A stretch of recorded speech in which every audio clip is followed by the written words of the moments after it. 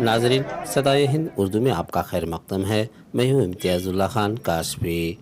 Karnataka state वक्फ board के chairman Shafi सादी ने बताया कि कर्नाटक स्टेट गवर्नमेंट से मंजूर शुदा रकम 2 करोड़ रुपए की लागत से चिंतामणि तालुक पुरगमला दरगाह हज़रत अम्मा जान और बाबा जान रहमतुल्लाह अलैह वक्फ ज़मीन पर मानसिका आरोग्य केंद्र दुआ दवा के नाम अस्पताल तामीर किया जाएगा।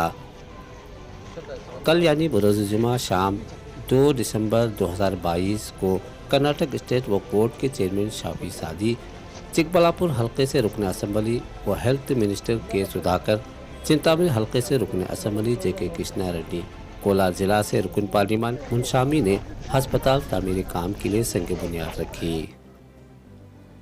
इस मौके पर चिकबल्लापुर जिला कलेक्टर की मौजूदगी रही और जिला वक्फ मुशावरती कमेटी के चेयरमैन मुजम्मिल पाशा, दरगाह एडमिनिस्ट्रेटर CS बादशाह, स्टेट बोर्ड रुकन याकूब अंसर खान वक्फ अफसरान भी मौजूद रहे।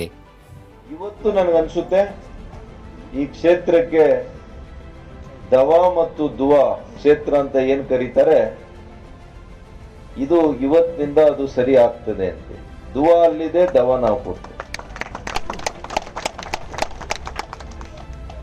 ಹಬ್ಬ ನಮ್ಮ ನಿಮ್ಯಾನ್ಸು ಸ್ಪೋಕು ಜಿಲ್ಲೆಗಳು ಪ್ರಾರಂಭದಲ್ಲಿ ಪೈಲಟ್ ಪ್ರಾಜೆಕ್ಟ್ ತರ ಒಂದು 3 ಜಿಲ್ಲೆಗಳನ್ನ ತೆಗೆದುಕೊಂಡಿದೆ. ಯಾವ್ಯಾವುದು? ಕೋಲಾರ ಜಿಲ್ಲೆ, ಚಿಕ್ಕಬಳ್ಳಾಪುರ ಜಿಲ್ಲೆ ಮತ್ತು ಬೆಂಗಳೂರು ಗ್ರಾಮಾಂತರ ಜಿಲ್ಲೆ ತೆಗೆದುಕೊಂಡಿದೆ. ಇವತ್ತು ಅಮ್ಮಾಜಾನ್ ಬಾವಾಜಾನ್ ದರ್ಗಾ ಇದಕ್ಕೆ ನಾವು ಬಂದಿದ್ದೇವೆ. ತಾವೆಲ್ಲ ಕೂಡ ನಂಬಿದಿರಿ ಅಮ್ಮಾಜಾನ್ ಮತ್ತು ಬಾವಾಜಾನ್ ರವರು ಅನೇಕರು ಸಾವಿರಾರು ಜನರು ಇಲ್ಲಿ ಏನ್ ಬರ್ತಾರೆ, ಅವರಿಗೆ ವಿವಿಧ ಬಗೆಯ ಆರೋಗ್ಯದ ಸಮಸ್ಯೆಗಳಿದ್ರೂ ಕೂಡ ಇಲ್ಲಿ ಅದಕ್ಕೆ ಪರಿಹಾರ ಸಿಗ್ತಾ ಇದೆ ಅಂತ ಹೇಳಿ ಬಲವಾಗಿ ನಂಬಿದ್ದಾರೆ ಜನ. ಇವತ್ತು ಅದಕ್ಕೇನೆ ಬಹುಶಃ ದರ್ಗಾದ ಹೋದಾಗ ನಾನು ಸಂಸದರು ಶಾಸಕರು ಎಲ್ಲ ಕೂಡ ಹೋಗಿದ್ವಿ. ಅಲ್ಲಿ ನಾನು ಕೇವಲ ಮುಸಲ್ಮಾನರು ಸಹೋದರ ಸಹೋದರಿಯರನ್ನು ಮಾತ್ರ ನೋಡ್ಲಿಲ್ಲ, ಅಲ್ಲಿ ನಮ್ಮ ಹಿಂದೂಗಳನ್ನ ಕೂಡ ನಾನು ನೋಡಿದೆ. 2 ಕೋಟಿಗೂ ಹೆಚ್ಚು ಅನುದಾನವನ್ನ ಕೊಟ್ಟು ಇವತ್ತು ಮುರುಗಮಲ್ಲ ಅಲ್ಲಿ ಈ ಕೇಂದ್ರವನ್ನ ನಾವು ಮಾಡ್ತಾ ಇದ್ದೀವಿ. ಏನು ನಮ್ಮ ಜನರು ಸಾವಿರಾರು ಜನರಲ್ಲಿ ಬರುವಂತಹ ಜಾಗ, ಅವರಿಗೆ ಉಳ್ಕೊಳ್ಳೋಕೆ ಇಲ್ಲಿ ಪ್ರತ್ಯೇಕವಾದಂತಹ ಕೊಠಡಿಗಳಿಲ್ಲ, ಆಸನಗಳಿಲ್ಲ. ಅದೇ ರೀತಿಯಲ್ಲಿ ಅವರು ಇಲ್ಲಿ ಉಳ್ಕೊಳ್ಳುವ ಈ ಫ್ಲೋರಿಂಗ್ ಅನ್ನು ಒಂದು ಯಾವುದಾದರೂ ಇಂಟರ್ಲಾಕ್ ಹಾಕಿ ಅಥವಾ ಯಾವುದು ಗ್ರಾನೈಟ್ ಮಾಡುವಂತ ಒಂದು ಯೋಜನೆಗೂ ಇಲ್ಲಿ ನಮ್ಮ ಆಡಳಿತ ಕಮಿಟಿಯವರು ಮುಂದಾಗಿದ್ದಾರೆ. ಅದಕ್ಕೂ MP ಅವರ ಕೋಟಾದಿಂದ, ಅದೇ ರೀತಿಯಲ್ಲಿ ಸಚಿವರ ಕೋಟಾದಿಂದ, MLA ಅವರ ಕೋಟಾದಿಂದ ಬೇಕಾದಂತ ಅನುದಾನಗಳು ಈ ಪ್ರದೇಶಕ್ಕೆ ನೀಡಬೇಕಾಗಿದೆ. क्या डेवलपमेंट है अम्माजान बाबाजान दरगाह फकीर शाह वली रहमतुल्लाह अलैह के आज दरबार पर आप पहुँचे हैं, चेयरमैन और नायब चेयरमैन वगैरह सब यहाँ पर मौजूद किए गए, बताइए सर।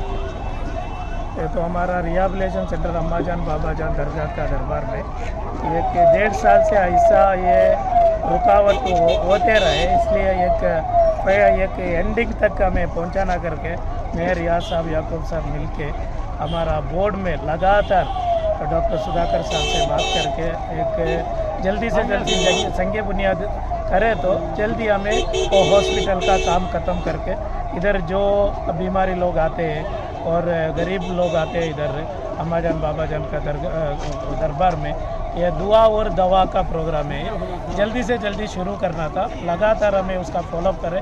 अल्हम्दुलिल्लाह आज अल्लाह का बहुत बड़ा शुक्र है, एहसान भी है, ये अभी हमें कामयाब हुए. संगे बुनियाद तो होगा आज ही इंशाअल्लाह.